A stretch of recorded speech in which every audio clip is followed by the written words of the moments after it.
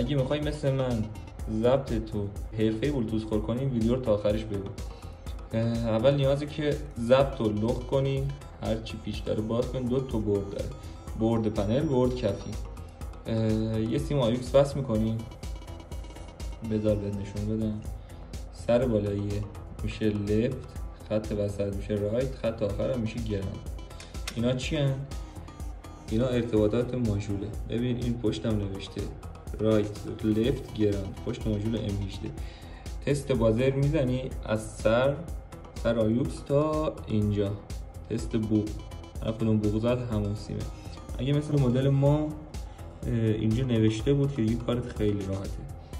آیوکسی که وصل کردی ست سیمشو، 2 تا سیم دیگه هم نیاز برای تغذیه ماژول از سر USB باید بگیریم. باز سر USB هم اینجا اومده و اینجا هم نوشته شده، اونم میتونی تست بازر بزنی. این پایه میشه VCC، از روبرو در به USB نگاه میکنی و این قسمت USB سمت چپ. این پایه میشه VCC که وصل میشه به 5 ولت ماژول. این پایه هم میشه گراند، وصل میشه به گراند ماژول. تموم شد و رفت. اینم مدار نوزگیره.